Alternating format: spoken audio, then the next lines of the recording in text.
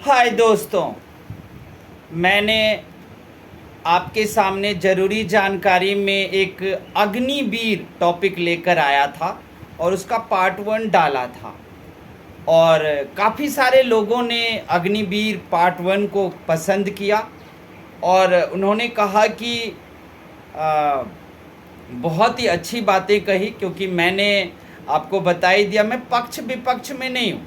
मैं एक आम जनता हूँ। मेरे एक वोट की कीमत है और मेरे एक विचार की भी कीमत है। इसलिए लोकतंत्र में एक वोट और एक विचार हर व्यक्ति को बड़ी संजीदगी से रखना चाहिए और मैंने भी वही रखा और वही किया। मैं आप लोगों को बता दे रहा हूँ कि अग्निवीर पार्ट 2 जरूरी जानकारी में लेकर आया हूँ। जैसा कि मैंने आपको पार्ट 1 में बताया था, ये 14 जून 2022 को ऐलान किया गया था अग्निवीर का और लगभग इफेक्ट में ये 16 जून 2022 को आ गया था। और फिर पहली खेप जो है अग्निवीर का अभी जा भी चुका है भारतीय मिलिट्री में। और इधर जो है विपक्षी पार्टी और हमारे जो राहुल गांधी हैं, कांग्रेस पार्टी के नेता, वो कह रहे हैं कि अगर मैं पावर में आया तो मैं अग्निवीर को बंद कर दूंगा। मेरे ये समझ में नहीं आता कि झूठ हो या सच हो, लेकिन बिना जानकारी लिए ऐसा कैसे कोई भी बोल सकता है, और वो भी एक देश के भविष्य के नेता हैं वो, और उनको किसी अग्निवीर वाले से पूछ तो लेना चाहिए। हालांकि जो भी अग्निवीर में गए उनका 2 ही साल अभी हुआ है, 4 साल कंप्लीट नहीं हुआ है। तो मैं राहुल गांधी तक मैं अपना एक संदेश एक आम आदमी होने के नाते पहुंचाना चाहता हूं, जो कि मैंने अपने 2 स्टूडेंट, जो मेरे 2 स्टूडेंट अग्निवीर में गए हैं, और अग्निवीर पार्ट 1 के बारे में बताने के बाद कि क्या इसके नुकसान है, क्या फ़ायदा है, क्या ये अच्छा है या बुरा है, उसके बाद मैंने आपको अपने 2 स्टूडेंट जो अग्निवीर में है, मैंने उससे बातें की। उसने मुझे साफ स्पष्ट शब्दों में समझाया, सर देखो कितना आसान सा बात है अग्निवीर को समझना, जो राहुल गांधी को समझ में नहीं आ रहा और वो चाहते हैं हम इसे बंद करा देंगे। अभी मैं आपको बताता हूं अपनी कहानी।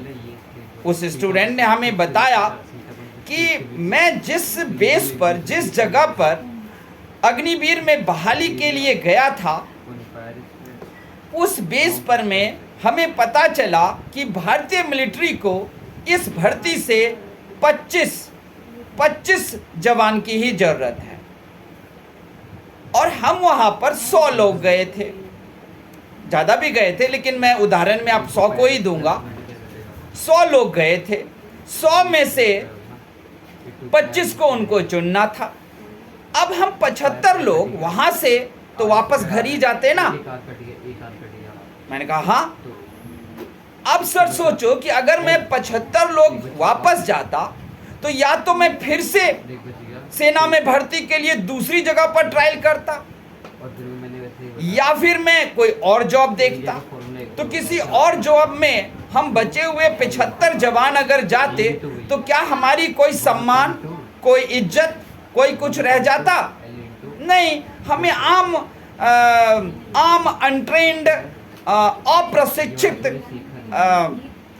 जनता की तरह हमें काम मिलता, औने पौने सैलरी मिलती। लेकिन वहां पर हमें पता चला कि वो 25 को जरूरत तो 25 की है, लेकिन वो 100 को ले रहे हैं। एक चक्कर में कितना। अब हम 100 चुनकर यहां आ चुके हैं और आपसे मैं बात कर रहा हूं। यहां 100 आने के बाद मुझे पता है कि 25 ही यहां रहेगा, 75 वापस यहां से जाएंगे। लेकिन 4 साल बाद 20 लाख रुपए भी लेकर जा रहा हूं मैं, और अभी तो 2 ही साल हुआ है सर, लेकिन मेरे मामा को, मेरे मौसा को, मेरे पिताजी को बड़े बड़े क्लब, होटल और कॉरपोरेट जगत के मालिक कांटेक्ट में आ रहे हैं और कह रहे हैं, देखो जी, अगर आपका बेटा अग्निवीर में 4 साल बाद सेलेक्ट हो गया और वो वापस नहीं आया तो ठीक है, लेकिन अगर वापस आया ना तो वो सेना से ट्रेंड होकर के आएगा। तो आप हमारी कंपनी, हमारी कॉरपोरेट, हमारे क्लब के लिए आप उनसे सुरक्षा गार्ड में हमें दोगे? उसमें तो 30-40 हज़ार रुपये नौकरी सैलरी दे रहे हैं ना अग्निवीर में 4 साल के लिए। मैं आपको, आपके बेटे को 60 से 70 हज़ार रुपये महीने दूंगा। अब हमारे देश के प्यारे देशवासियों, आप जरा सोच कर देखो, ये मोदी का कैसा विजन था। उस स्टूडेंट ने, फिर दूसरे स्टूडेंट ने भी यही कहानी बताई। दोनों ने हमें बताया कि सर, अगर अब हम यहाँ से वापस भी गए तो अति सम्मानजनक नौकरी को प्राप्त करेंगे, और 25 जो मिलिट्री को चाहिए वो तो ले ही लेगा, लेकिन भर्ती के जगह पर अगर 25 ही लेता तो हम 75 को इतना सम्मानजनक नौकरी के लिए कोई कांटेक्ट करता? नहीं करता। और दूसरी बात, हम मिलिट्री से प्रशिक्षण लेकर जा रहे हैं, एक डिसिप्लिन और शिष्टाचार भरे हमें जीवन मिलेगा, और प्राइवेट सेक्टर में यहाँ से भी ज़्यादा तनख्वाह दे रहे हैं। यानी कि मोदी ने बेरोजगारी को दूर करने के लिए ये सबसे अच्छा तरीका अग्निवीर निकाला कि 25 को जो ज़रूरत है रख लेंगे और बाद बाकी को सेना से ट्रेनिंग मिलेगा, मिलिट्री से ट्रेनिंग मिलेगा, जीवन भी अच्छा और प्राइवेट सेक्टर में सम्मानजनक नौकरी और जॉब भी मिल जाएगी। मुझे बड़ा अच्छा लगा।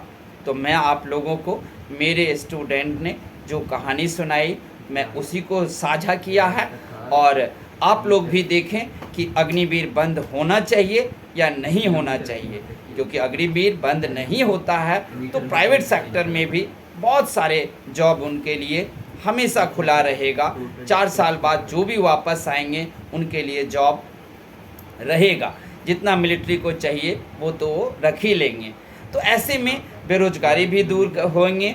तो राहुल गांधी इस पर बिना कोई स्टडी किए हुए जो कह रहे हैं हम इसको बंद कर देंगे, तो क्या वो देश में बेरोजगारी को और बढ़ाएंगे?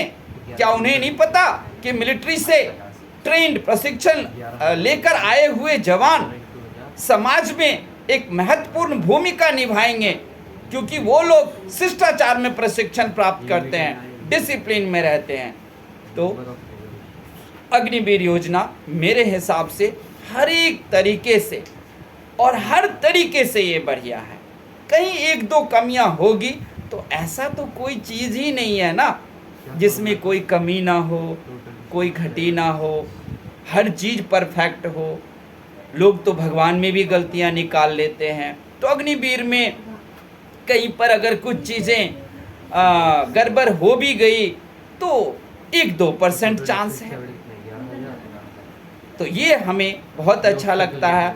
फिर ये पार्ट 2 है, आप लोगों को कैसा लगा आप हमें कमेंट करके बताइएगा, और हम ऐसी ही जानकारी आप लोगों के पास लेकर आते रहेंगे। तब तक के लिए आप लोग हमारी चैनल को सब्सक्राइब, लाइक और कमेंट जरूर करना। धन्यवाद।